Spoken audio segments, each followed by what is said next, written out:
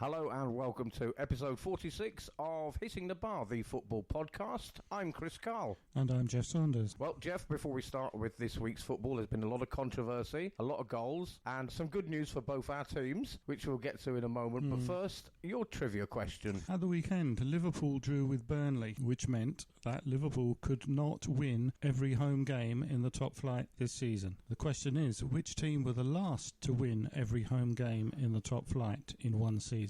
That is a good question and very topical as well. We'll get the answer at the end of the show. So let's start with some of the games that happened this last weekend. I'd like to start with the North London derby because it's fresh in my mind and I'm a Tottenham fan.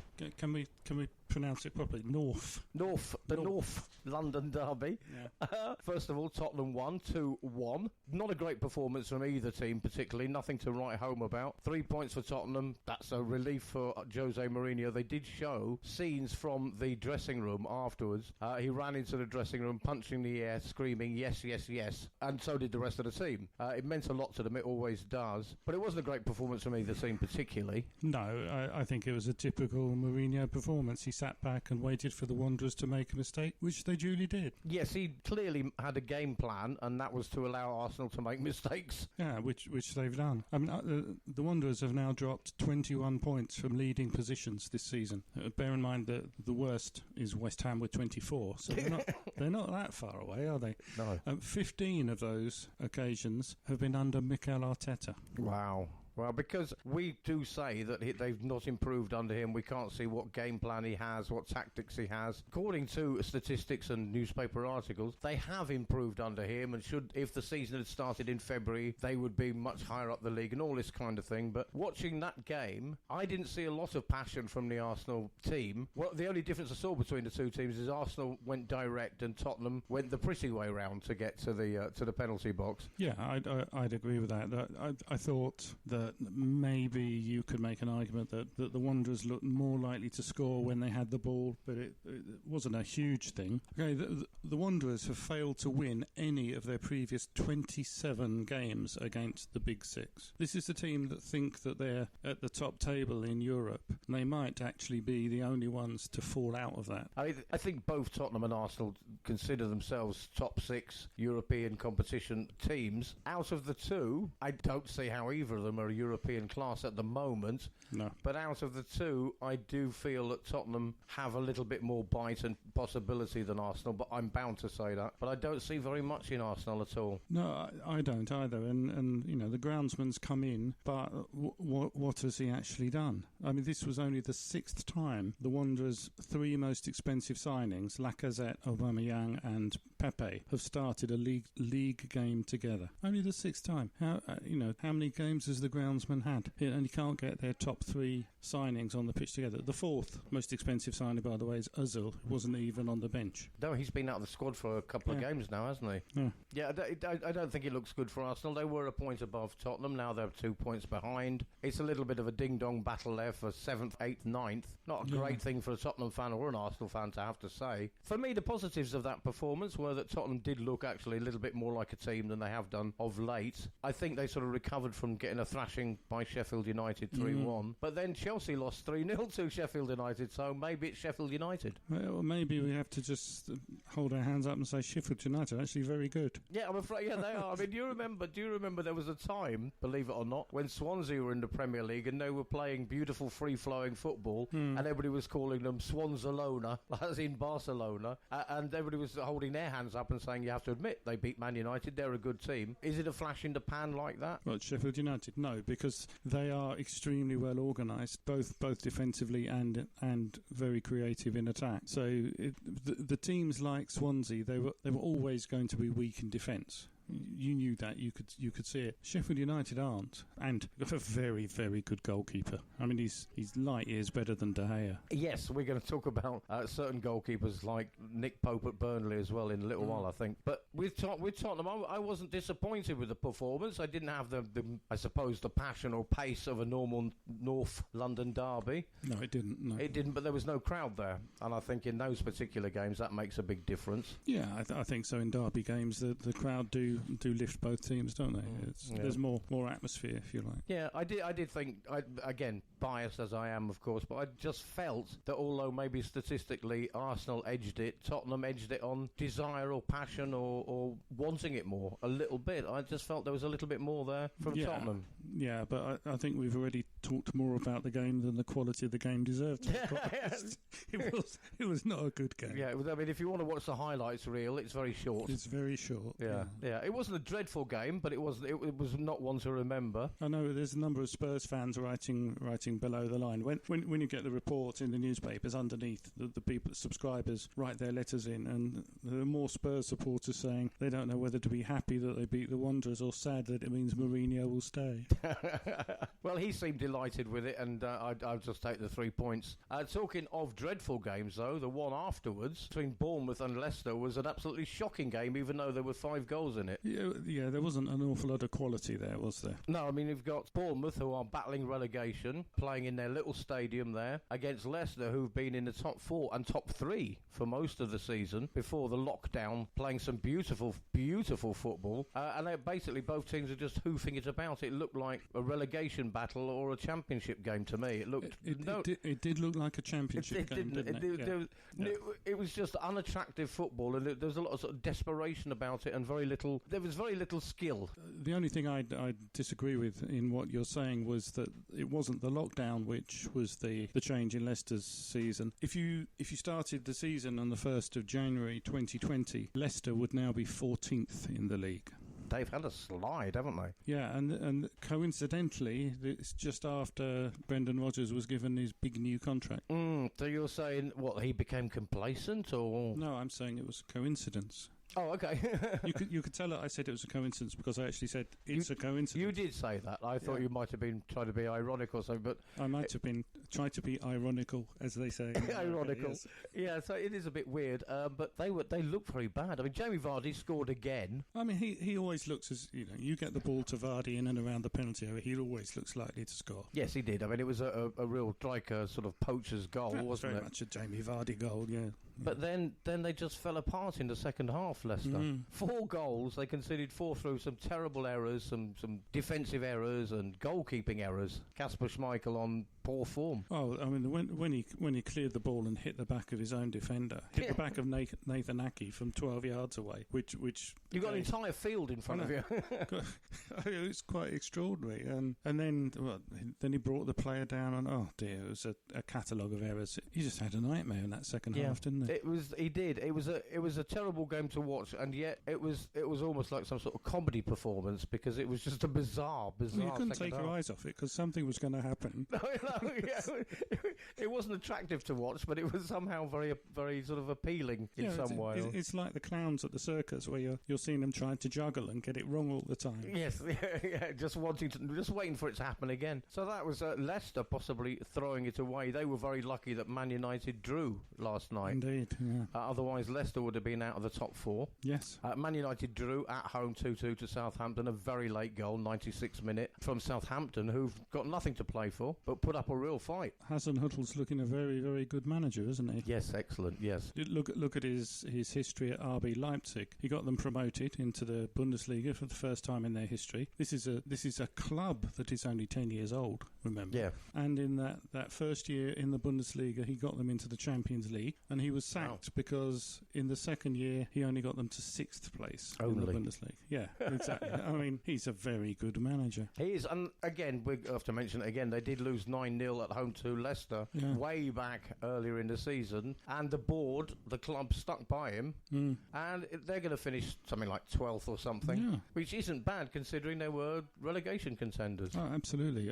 He's done a great job, and whatever else you can say about them, they play like a team. They play for each other. They maximise their strengths. They minimise their mistakes. They're exceptionally well coached. Yeah, there's a little bit of a difference between some teams that are struggling, comparatively to those that are doing well or exceeding expectations is this thing about playing as a team. This no superstar idea that we have. Sheffield United, Burnley, Brighton, Southampton, yeah, exactly, all either clinging on and doing really well or doing better than expected, or turning up when it matters, and then teams like Arsenal, West Ham, Tottenham, who've got some great players who either aren't playing for their managers or think they're above listening to their managers, and that's something I've not considered before. It's just come into my head that it's not that they don't get on with the manager, they just think they know better. It's entirely possible, yeah. It does seem that there are some teams that should be better who either they just think they're too good for where they are or too good for the manager or whatever it is, because Tottenham should be better than they are with the players they've got. Very good on paper, not so much on grass. Well, yeah,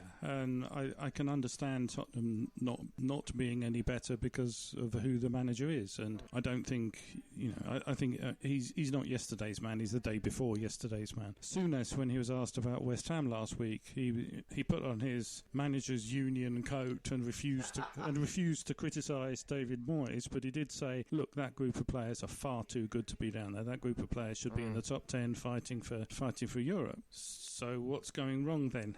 But he refused to blame Moyes, but it's very clear they're not playing for him. They're not. I mean, West Ham, though, had a great result at the weekend. Yeah, and Antonio got 4 goals in one match. 4 goals in one match, first of all, is a fantastic thing. Now, our friend Kirk, who is a big West Ham fan and an author of several books on West Ham, was mightily disappointed that the fact that a player got 4 goals for West Ham in one match, which is some sort of record, hasn't been done for many, many years for West Ham. Since David Cross in 1981, yeah. Right. He was actually very angry that was not the headline. The headline, of course, was that meant Norwich were relegated. Well, yes, but yeah, it's because Norwich were relegated, but he's got a point, because week before last, Martial got 3 goals and it was all over the back pages. Yes, it was. It was a huge thing about this wonder kid and all that kind of thing, and you can't stop Man United now. What a firepower they've got. And then Antonio gets 4 goals in one game, which is a very rare thing for any team. For that to happen to any team. Yeah, but he's been one of the best players since in the league since the lockdown. He's been phenomenal as a lone striker.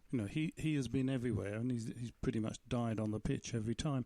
There is an amusing thing about Antonio's 4 goals against Norwich at Carrow Road. Antonio has scored more goals at Carrow Road in 2020 than Norwich.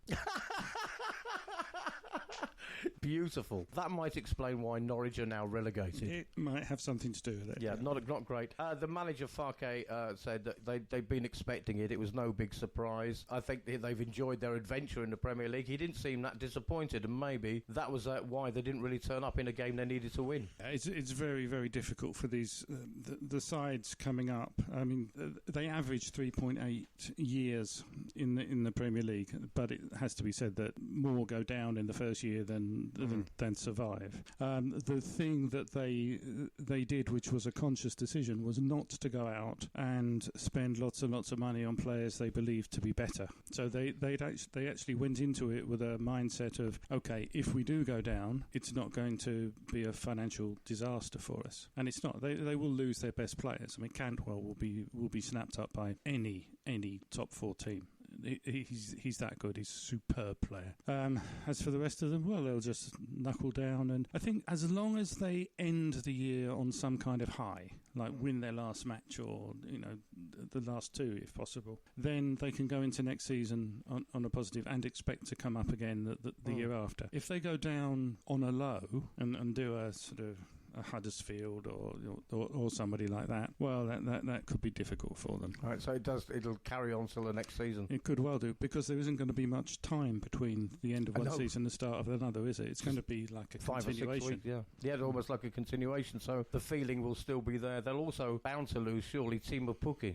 Will he? You don't think, because he was superb at the start of the season. I know, but that very often happens with the striker in a promoted team. You play everybody else twice a season, once in the first half, once in the second half. And for the first half of the season, defences haven't seen him. They don't know his runs. They don't know how he likes to receive the ball. For the second match, they do. And you very often see strikers scoring the bulk of their goals in the first half of the season. And when the defences are used to him, when they're set up to defend against them, they don't score many. And Pukki was exactly exactly that. So if anything, Pukki confirmed that he's not a Premier League quality striker. Right, so you don't particularly rate the fact, you don't think he will be sought after then? No, I don't. Not particularly. I think he's a very good championship quality striker. All right. That's where she should be. That's where he's going. And that's great. That's where he's going. Apart from West Ham, one of the other teams in the relegation battle, but I think probably safe now, are Brighton. Yes, they are. Now, they were victims of a 5-0 thrashing by Manchester City, but that wasn't actually, we've got to get round to it eventually, that wasn't Man City's biggest or least surprising or most surprising victory of this week, because, of course, for those that don't know,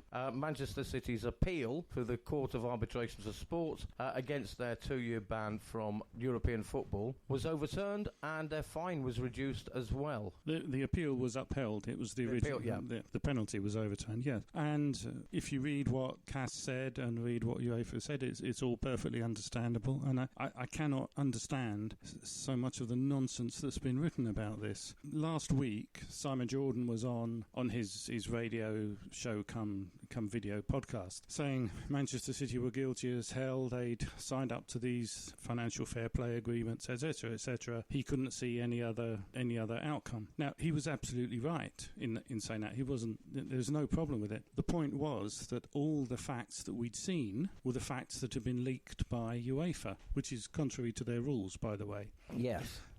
What Manchester City did in the appeal was present some more facts. But yeah, they allege they've been a victim of an illegal hack. Yeah, I mean that may well be so, but the judges, and these are serious people. These are not football people. They're not paid by anyone. These are serious judges sat there and they looked at the evidence and they ruled on the evidence. And they said no, Manchester City did not pay money directly from the owner. That the money was sponsorship from Etihad, as they'd said, and on the one occasion it had to be only 1 year that might not have happened. It was time expired because the UEFA rules say you can only be found guilty for something up to 5 years old.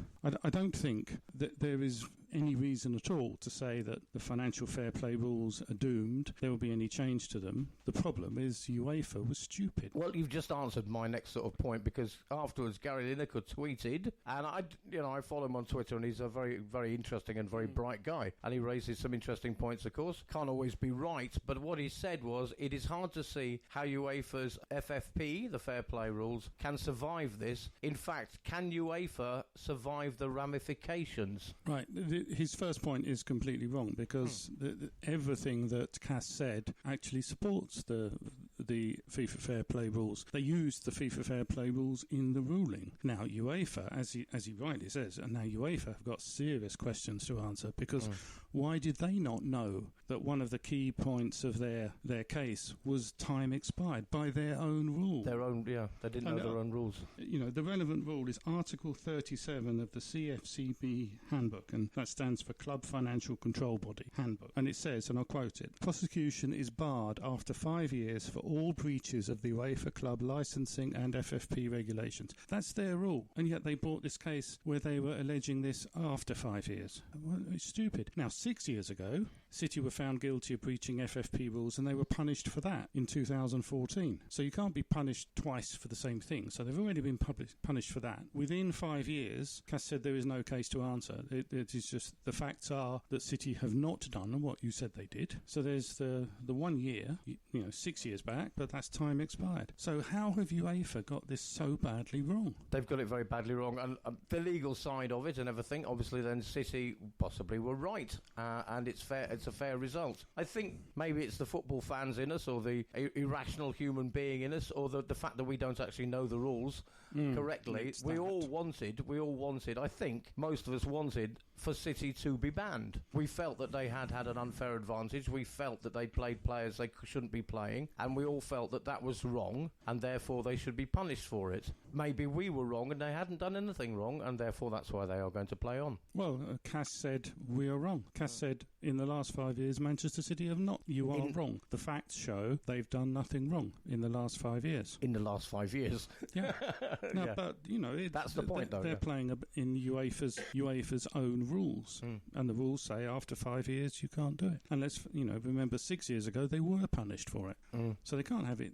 Back in 2014 they were. Yeah, and I think the issue for the UEFA blunder is that they acted in a very football way, and I think their original ban of 2 years plus the fine was a typical football thing where, okay, Manchester City was supposed to say, oh, it's a fair cop, gov, society's to blame, and then negotiate the 2 years down to 1 year. I think that's what UEFA expected to happen. They didn't bargain for City getting very angry because they hadn't actually done the thing. I don't think that's what UEFA took into account at all. And they thought they'd hang their heads in shame and just let it pass, yeah. So they'd agreed to a 1 year ban and we all carry on as before. But City were genuinely angry that they'd been accused of something they hadn't done. And UEFA screwed up very, very badly. Where that leaves them is a very interesting question, because the next big thing that's going to happen is going to be this European League. And this, if you like, is part of the proxy fight as to who's going to run the European League. Is it going to be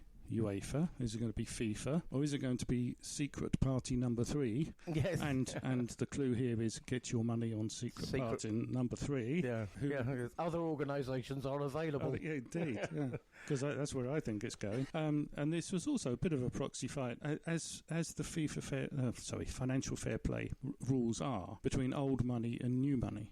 Now they say, oh, these were brought in to make clubs profitable, blah blah blah. Rubbish. That's absolute crap. It was the old money clubs, the previous, in inverted commas, big clubs, trying to pull the trapdoor out behind them. So if it's been portrayed as, if you like, Manchester City 1, UEFA 0, or old money 0, new money 1. I think it's actually old money 1, new money 1, and new money 1 on a away goals. And away goals, yeah. I mean, it is.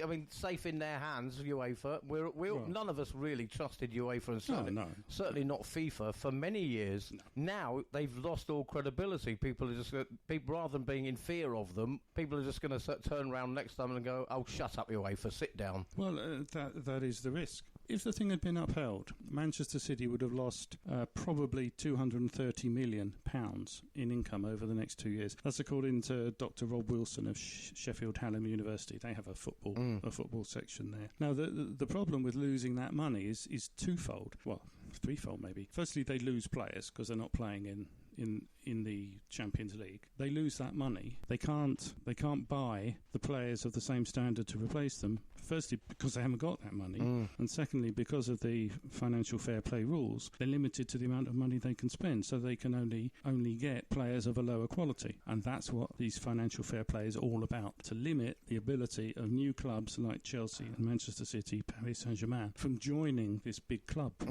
And incidentally, where exactly are the Wanderers in the big club now? They'll be desperate for knocking on the door asking for an invitation. Exactly, yeah. You think, I'm sorry, you're not on the list, son.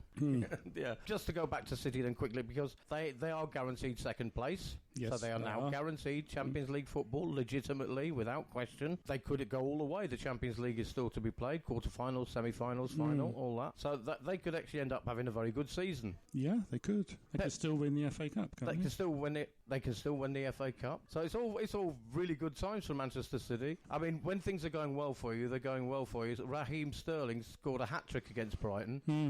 The third one came off the back of his head while he was lying on the floor. So when it's going right, it's going right, isn't it? Oh, absolutely, yeah. I don't want to say well done, Man City. I'm just glad it's over and we know where we stand, because it kind of, the ramifications for supporters and I suppose for other clubs making plans of, if you finish 5th, does that mean you finish 4th? If Man City get kicked out, if you finish 7th, does that mean that it was all a bit complicated, but it's now as you were. Yeah, that's right.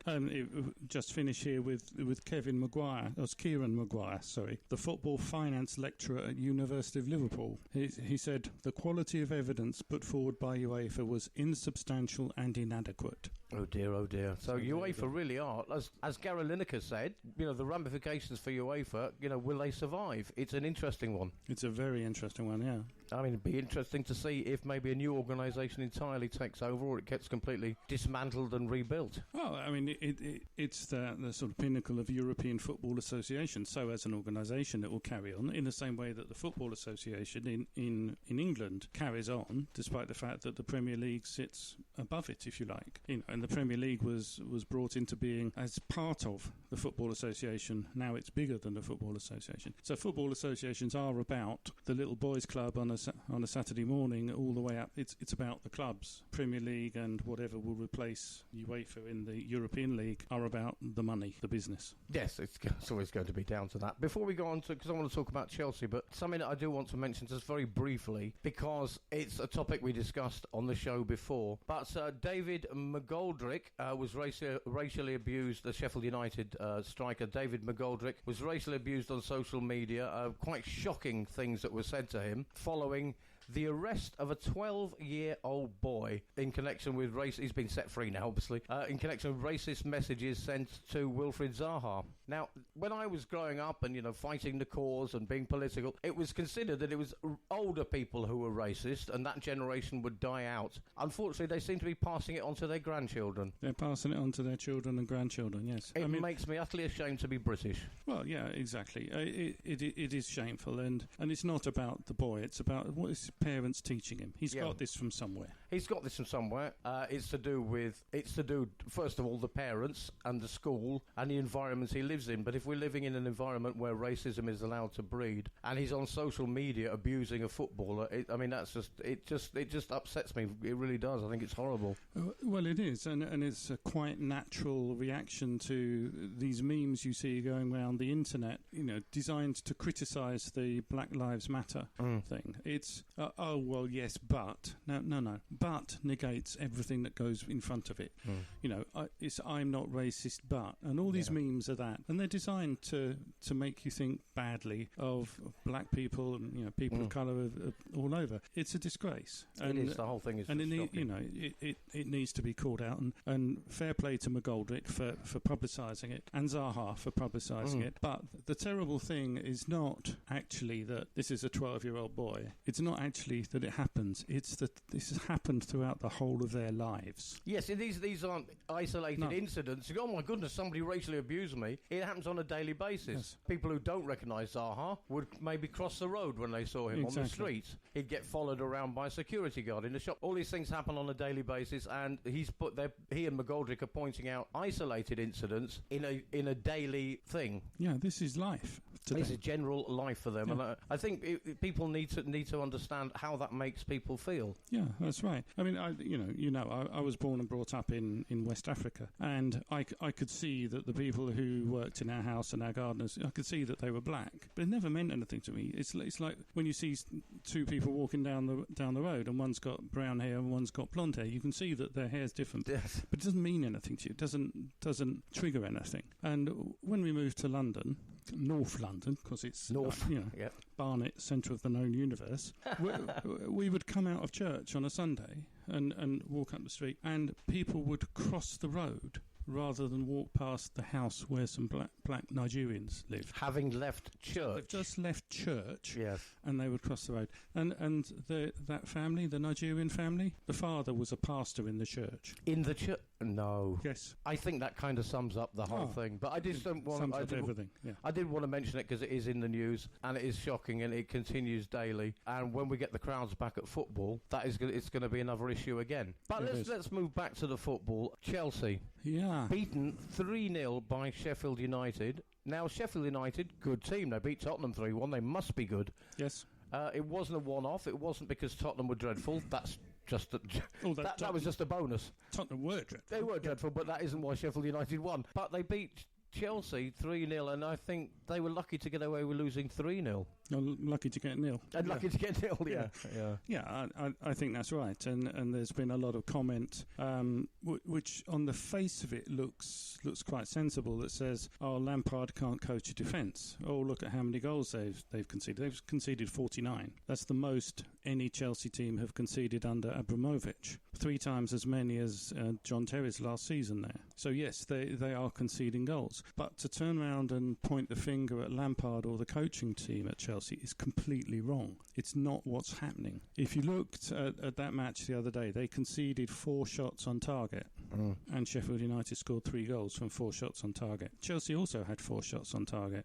Now, who's criticising Chris Wilder for not being able to coach a defence? Yeah, nobody. No. Now, in terms of the number of shots that they have, shots on target they've conceded all season long, Chelsea have got the second fewest. The second fewest. So, in terms of coaching and setting up the defence not to be beaten, they're the second best team in the league. Yeah, you wouldn't think that to look at them. There's nothing wrong with the coaching. What the problem is, teams score from the shots on target that they have. So, on Saturday, both sides had 4 shots on target. Dean Henderson made 4 saves. Kepa Arrizabalaga made 1. But even that save, he pushed into the path of McGoldrick to score. So you're saying he's the problem? Well, very expensive goalkeeper they bought. It begins to look like. Now, that could be just that it's just one game in isolation. Okay, yeah, Crystal Palace and West Ham each had 4 shots on target against Chelsea, and they scored 2 and 3 respectively. In January, Arsenal got 2 goals from 2 shots on target. Now, if the coach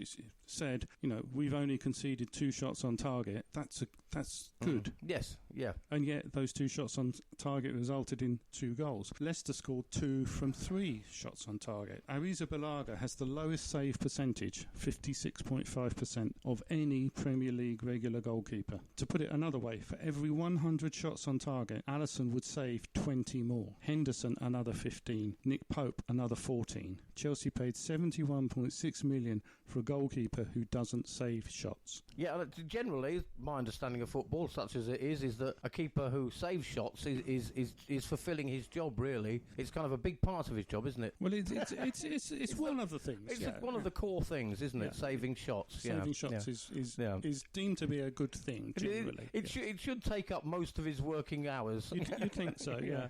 Yeah, so he was a waste of money, is what we're saying. Well, it looks to be a very, very big waste of money, because they're not going to be able to get any money if they move him on anywhere. No, really not. Maybe they send him out on loan somewhere and he does sufficiently well that they could then get 30 million back for him or something like that, but it's not going to be anything like that. Pope proved over the whole season, but certainly in the Liverpool match, that he's England's number 1. He's England's best goal. You mentioned Liverpool drawing with Burnley at the start of the show.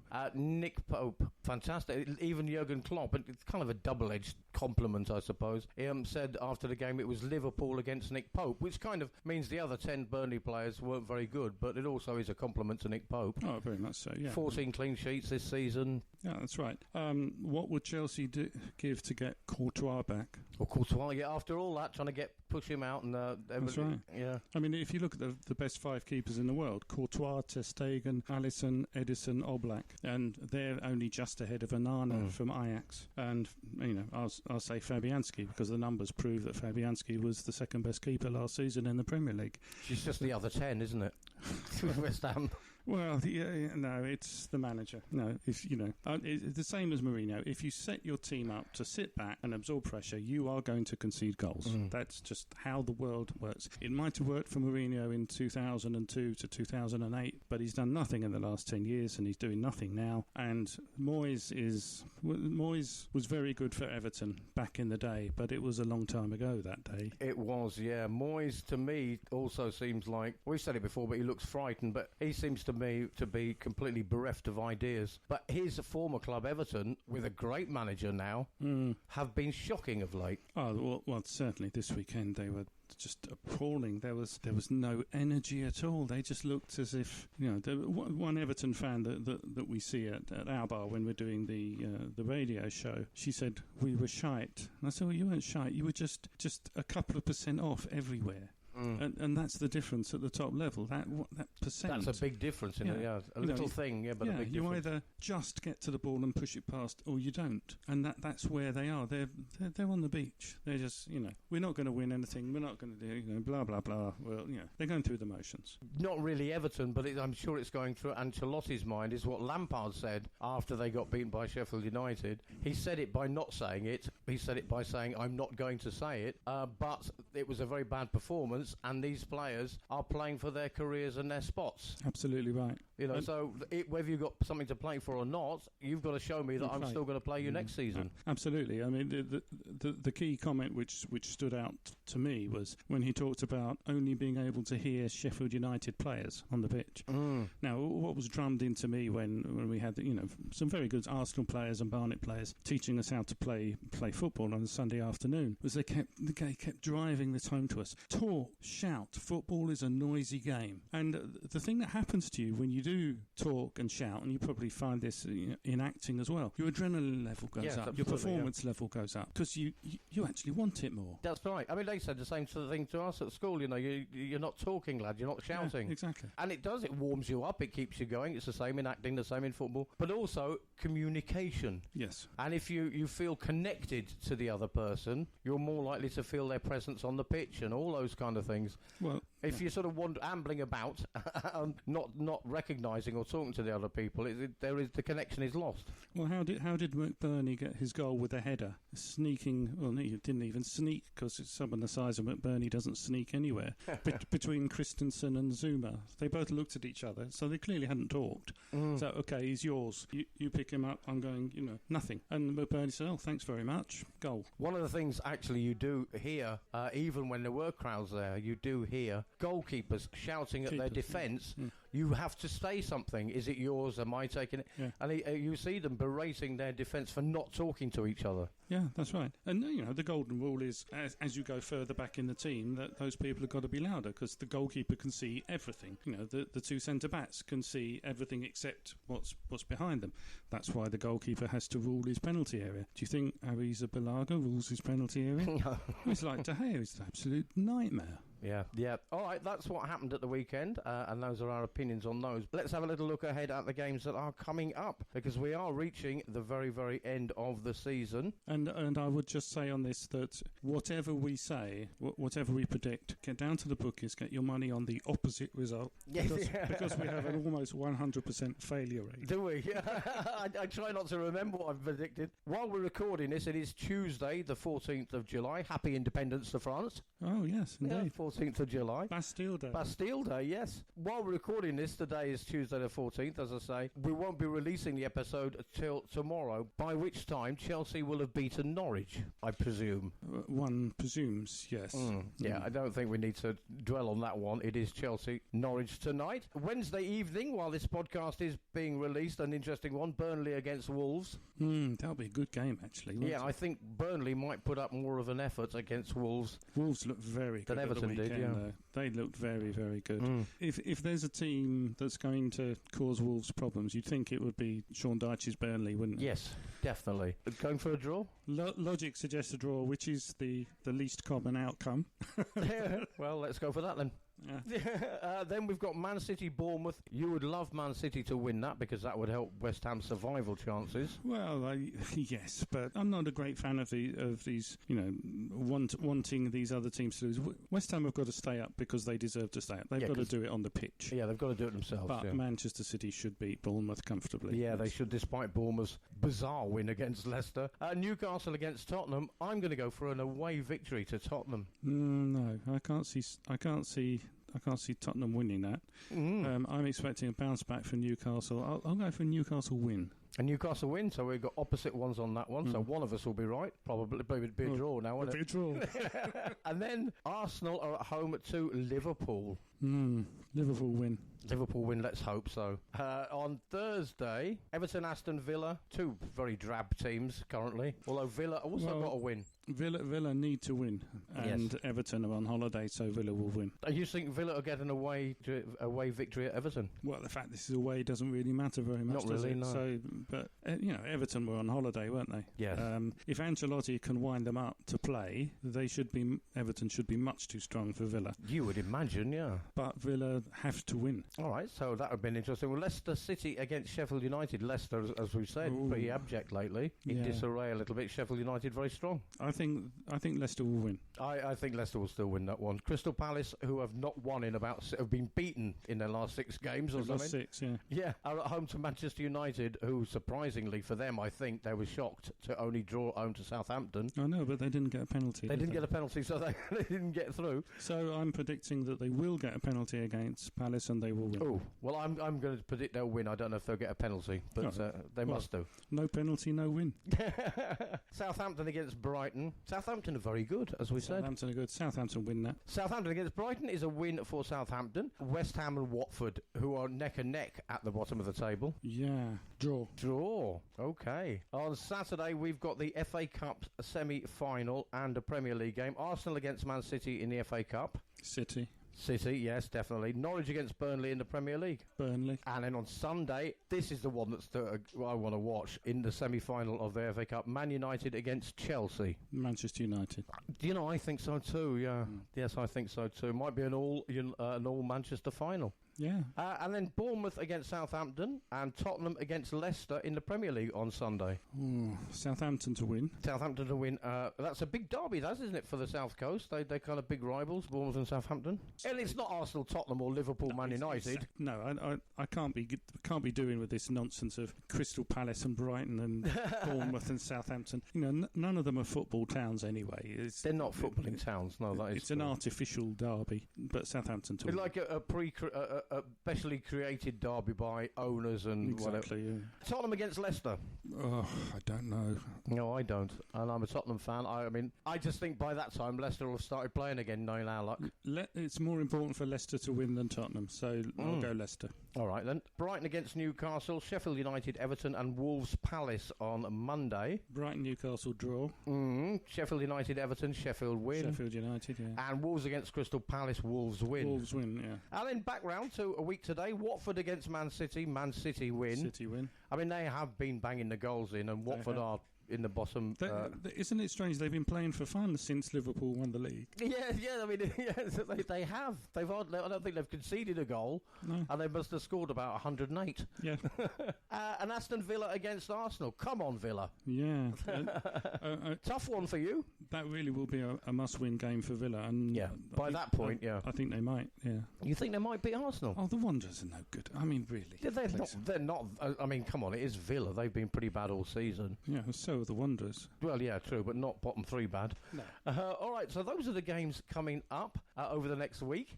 And then we are, after this round of games, that is the second to last round of games. We're nearly at the end of the season. Nearly there, and the relegation fight might even go down to the last game. It's looking like it, isn't it? So we'll have a sort of relegation special next week. This last Friday, footballer Jack Charlton died at the age of 85. Jack Charlton, of course, of Leeds United, 35 caps for England, and basically a legend for turning around and changing the face of Irish football. Manager of Ireland as well. Passed at the age of 85. Great outpouring of respect throughout the games over the weekend. Indeed. A one-off, and in terms of how he played and how he managed, it was always the same. He was a very limited player, but he did what he could do and didn't try and do the things he couldn't do. Yeah, he was a hard worker, and he knew his strengths and weaknesses. Yeah, he was a stopper, and one of the things he said when he got into management was the golden rule is you can let the ball go past you, or you can let the player go past you, but you never ever let the ball and the player go past you. And he was superb. He once said to Alf Ramsey when he was, in fact, during the 1966 World Cup, said, "But Alf, why are you picking me? There are better centre halves than me." He said, "No. But you're the person in the position that I want. You win the ball, you give it to Bobby, he passes it."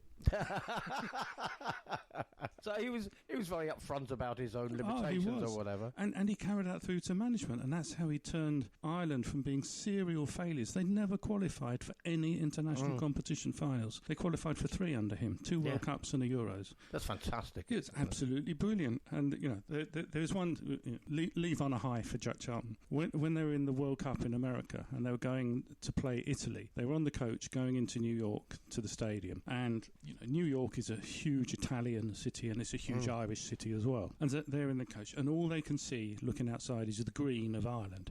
Thousands, tens upon tens of thousands of Irish fans out there, and Charlton turns around, he looks at Tony Cascarino, he says, "Looks like you're the only Italian here." Tony Cascarino, brilliant. Irish footballer, Tony Cascarino. Lovely. I love that. That is brilliant. I did see somebody tweeted, big fan of Jack Charlton, Irish fan and everything.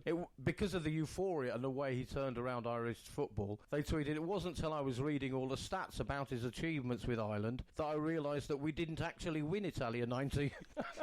No, that's right. But it shows the effect of football, because Ireland was very much in the doldrums at the time, with not much to get happy about. And he turned around the whole country. The whole country got behind this, and everyone became more positive and more optimistic in their outlook, and that was down to him. Yeah, they began to believe in their own national identity, if you like. And it took an Englishman to do it. Took an Englishman to do it. Yeah, it was an interesting and fascinating story. So Jack Charlton, rest in peace, and what a great memory of him we have. Yeah, great man. Great man. All right, let's turn our attention to your trivia question. Right, Liverpool this weekend, when they drew with Burnley, that draw meant that Liverpool could not win every home game in the top flight in one season. Who were the last team to do that, to win every home game in a season in the top flight? And the answer was, have a guess who it was. It's not the Wanderers, is it? It really isn't. No, thank God for that. No, believe it or not, it's Sunderland. Sunderland in 1891-2 season. You're telling me that there is no English football team that have gone an entire season winning every game at home, apart from Sunderland? Correct. Wow, I thought there must be a team that's won every game. Wouldn't you? 128 years, yeah. That has actually surprised me. That really has. So only Sunderland have gone an entire season winning every home game. Yeah, and for Wanderers fans who are listening to this, remember Sunderland. They used to be a fixture in the what would have been called the Premier League. They were, they would have been in this European top six, etc., etc. So for Wanderers fans, just go to sleep at night thinking Sunderland. That's Sunderland. Be us. Yes, yeah, yeah. Look where you might be, what you could be. That's all we've got time for. We'll be back next week. I'm Chris Karle. I'm Geoff Saunders, and that was Hitting the Bar, the football podcast.